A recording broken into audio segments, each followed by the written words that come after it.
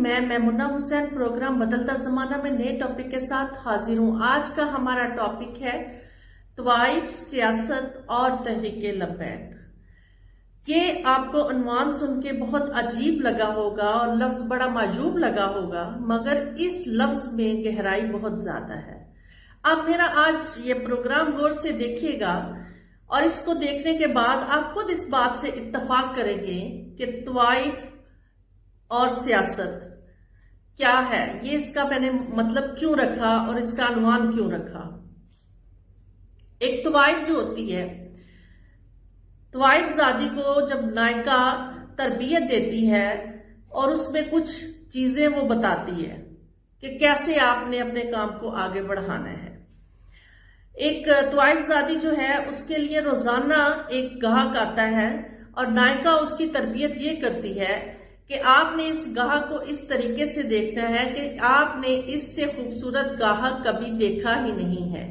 आपने ये चीज उसके आगे पेश करनी है और यही एक टैक्ट आपने इस्तेमाल करते करते उससे मालो दौलत हथियानी है। ये पहला मिशन होता है एक तवाइफ ज़ादी का और नायका की तरबियत का ये पहला अमल होता है। अब नायका को इस बात का भी खौफ होता है कि तवाइफ ज़ादी को किसी से मोहब्बत ना हो जाए, क्योंकि अगर वो उसको किसी से मोहब्बत हो जाएगी तो उसकी दुकानदारी नहीं चल सकेगी, उसकी दुकानदारी बंद हो जाएगी। ये एक ऐसा अमल है। इसी तरह मैं इस बात को इस अंदाज से इसलिए आपके सामने पेश कर रही हूं कि आप जरा थोड़ा रुक के सोचिएगा कि जैसे एक तवाइफ ज़ादी को अपने मफाद अजीज होते हैं, उसका मफाद होता है दौलत लेना, दौलत कमाना, हर नेक गाहक को अपनी अदाओं का असीर करना और नेक गाहक को इस तरह से अपने आप को रोजाना पेश करना कि मैंने इससे बेहतर गाहक और इससे अच्छा इंसान कभी भी नहीं देखा, इससे खूबसूरत शख्स कभी भी मेरी जिंदगी में नहीं आया। ये उसका पहला मिशन होता है जो उसने रोजाना पूरा करना होता है और ये मफाद होता है, दौलत की हवस होती है। ये वो अपने मफाद को पूरा करने के लिए मुख्तलिफ तरीके अपनाए होते हैं। अब बात करते हैं सियासत की। अगर हम सियासत की तरफ देखें तो वो 72 लोगों का टोला जो कि आप देखें जब से पाकिस्तान बना है वो मुख्तलिफ जगहों पे आपको दिखाई दे रहा होगा। जैसे ही पाकिस्तान मर्ज़े वजूद में आया उसके बाद ये 72 लोगों का जो टोला था और जिनमें बहुत सारे वडेरे, जागीरदार, जिनको मुल्की मफाद बिल्कुल प्यारा नहीं था और उनको सिर्फ अपने मफाद से मोहब्बत थी और अपने ही मफाद को उन्होंने आगे रखा और वो इक़्तिदार पे बराजमा हो गए। और इसकी बहुत सारी बदतरीन मिसालें सिकंदर मिर्जा, गुलाम मोहम्मद और बोगरा, ये बदतरीन मिसालें मौजूद हैं तारीख की। फिर उसके बाद आप देखिए कि ये इसी तरह सिलसिला चलता चला आया और अयूब दौर को हम उठा के अगर देखते हैं तो जैसे ही उन्होंने देखा कि अयूब खान के ऊपर अरूज आना शुरू हो गया तो यही वो लोग 72 लोगों का टोला अयूब खान के आगे नाचने के लिए पेश हो गए कि वहां से अब हम थोड़ी सी अपनी मफादात को पूरा करने के लिए तारीफों के पुल बांधेंगे और उनके आगे नाचेंगे और उनकी गुलामी करेंगे तो फिर हमें दोबारा से इक़्तिदार मिल जाएगा। और इसी तरह इन लोगों ने किया भी और वहां उस वक्त भी इन लोगों ने वजारतें और बड़े बड़े अहम ओहदे जो है वो लिए। फिर अयूब दौर में बीडी मेंबर्स की खरीदो फरोख्त शुरू हो गई और ये रीत तब से शुरू हुई और फिर मोहतरमा फातिमा जनाब को बदतरीन शिकस्त का सामना करना पड़ा कि वो 72 लोगों का टोला जो कि उन्होंने जब देखा कि भट्टो के ऊपर अरूज आने वाला है तो वो नाचते नाचते भट्टो के दरबार में पहुंच गए और उन्होंने भट्टो से भी फिर बहुत अहम ओहदे और वजारतें ली।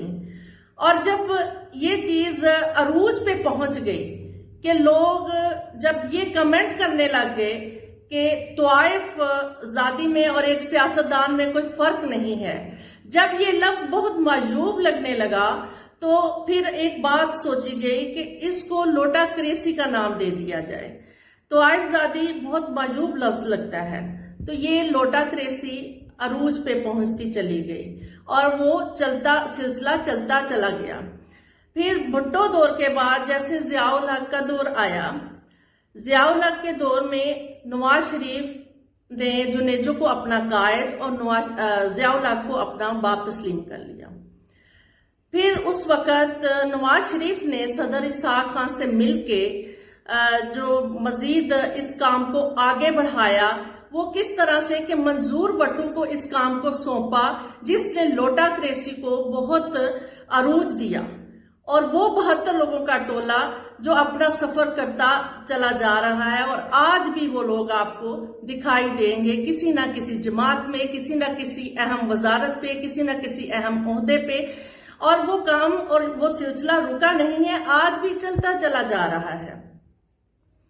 इस सारी सूरत हाल को देखते हुए ये बात आप देखें कि बहुत सारे ऐसे नाम, बहुत सारे ऐसे चेहरे जो कि इकट्ठे एक टेबल पे अलग अलग जमातों में बैठते रहे हैं, अपने मफादात को पूरा करते रहे हैं, उनके प्रोग्राम्स निकाल के देखें, यूट्यूब्स पे भी देखें, वो आज भी आपको दिखाई देंगे कि कैसे इनके अल्फाज बदलते हैं, कैसे अपने मफादात को ये लोग पूरा करते हैं। इनको मुल्की मफाद से या अवाम की तरजीहात या अवामी मफाद से कोई कंसर्न नहीं है। इनको सिर्फ अगर कंसर्न होता है तो अपने इक्तदार से होता है या अपने मफादात से होता है कि वो हमेशा इक्तदार की कुर्सी पे बैठे रहें। अब नवाज शरीफ के बाद जब मुशर्रफ का दौर आया, तो जब जैसे ही इस टोले ने देखा कि अब अरूज मुशर्रफ के ऊपर आने वाला है, तो वही चेहरे जो हैं वो मुशर्रफ के आगे पेश हो गए। और बहुत से ऐसे लोग जो ये बात बारहा 100 बार कहते थे कि मुशर्रफ हमें बावर्दी सदर मंजूर है, तो जैसे ही उन्होंने मुशर्रफ का जवाल देखा कि अब मुशर्रफ पे भी जवाल आने वाला है, तो उन्होंने अपने अल्फाजों को बदला और अपनी तरजीहात को देखते हुए और अपने मफादात को मद्देनजर रखते हुए अपने उस मिशन को फिर जारी रखा, और उन्होंने अपने उस फैसले को बदलते हुए देखा कि अब पीपीपी पे अरूज आने वाला है, तो अब हम अपने मफादात को पूरा करने के लिए उस जमात में शामिल हो जाएं। फिर पीपीपी के साथ वो लोग खड़े हो गए। उनकी तकारीर निकाल के देखिए, उनके प्रोग्राम्स देखें, उनके टॉक शोज देखें, वो कैसे मुंह खोल खोल के अपने वो प्रोग्राम करते हैं। उसमें सिर्फ अपने लीडरान को खुश करने के लिए कि हमें जिन्होंने वजारतें दी हैं या इक़्तिदार दिया है उनके खिलाफ बात बर्दाश्त नहीं करते हैं। उनको मुल्क की मफाद या अवाम के मफाद से कोई गर्ज नहीं है। पीपीपी के दौर के बाद जैसे ही उन्होंने देखा कि अब जरदारी पे भी सवाल आने वाला है, फिर वो नवाज शरीफ पे अरूज आने वाला है, तो उन्होंने उस दौर को खत्म होने से पहले ही अपने तमाम सेटिंग्स जो है पीएमएलएन से कर ली। जब पीएमएलएन में आए तो अभी पीएमएलएन का इक़्तिदार जारी था जब नवाज शरीफ को नाअहल करार दिया गया। जब उन्होंने देखा कि आइंदा इक़्तिदार अब नवाज शरीफ का नहीं आने वाला, तो उन्होंने उस इक़्तिदार को तो नहीं छोड़ा, ना अपनी कुर्सी को छोड़ा, उन्होंने अपने इक़्तिदार को पूरा किया। मगर बैक एंड पे उन्होंने पाकिस्तान तहरीक इंसाफ को जब देखा कि आने वाली हुकूमत इनकी है, तो उन्होंने अंदर से सेटिंग कर ली बैक डोर से कि कहा कि हम आने वाले दौर में भी कहीं ना कहीं अहम ओहदों और अहम वजारतों को हासिल कर लें। और अपना नून लीग का इक़्तिदार भी उन्होंने मुकम्मल किया और मजे लिए इक़्तिदार के। फिर उसके बाद पाकिस्तान तहरीक इंसाफ जो ही इक़्तिदार में आने से चंद महीने पहले ही आप देखें कि बहुत से चेहरे तेजी से पाकिस्तान तहरीक इंसाफ में आए और पाकिस्तान तहरीक इंसाफ की हवा ही बदल दी। ये वो लोग हैं जो किसी भी जमात को बनाते हैं, किसी भी जमात को तोड़ते हैं और सियासी खतोखाल को बदलते हैं और अपने इक़्तिदार के मजे हर दौर में लेते हैं और पाकिस्तान तहरीक इंसाफ में शामिल हो गए। और आज आप देखें कि वो मुख्तलिफ वजारतों में और मुख्तलिफ ओहदों के ऊपर फाइज हैं। फिर पाकिस्तान तहरीक इंसाफ के बाद जैसे आप देखें कि अभी मौजूदा सूरत हाल में अगर देखते हैं तो सियासतदान और 72 लोगों का टोला जो कि टीएलपी को एक आंख नहीं पाता, क्योंकि इनको मालूम है कि टीएलपी में इनकी कोई जगह नहीं है और आइंदा इनके अज़ाइम भी पूरे नहीं होंगे। अब अगर खुदा ने टीएलपी के नसीब में इक़्तिदार लिखा हुआ होगा तो कोई भी इनको इक़्तिदार से अलग नहीं कर सकता।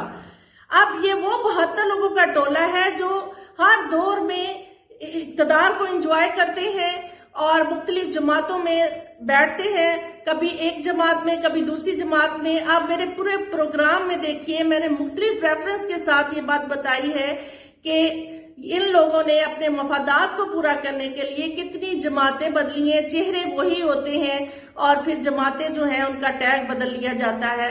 इनको मुल्की मफाद से, अवामी तरजीहात या अवामी मफाद से कोई कंसर्न नहीं है। इनको अगर कोई कंसर्न है या कोई भी बात इनसे अगर पूछी जाए तो वो सिर्फ इनकी अपनी खुद की मफाद परस्ती है, जो कि इन्होंने हर दौर में हासिल करनी है, वजारतों की सूरत में, अहम ओहदों की सूरत में, और यही सिलसिला चलता आ रहा है। अब अवाम को चाहिए है कि वो फैसला बेहतर करे और इनको पहचाने और इनसे निजात हासिल करे, ताकि आम लोगों में से लोग आए, नए चेहरे आए और सही मानों में जमहूरियत फले फूले।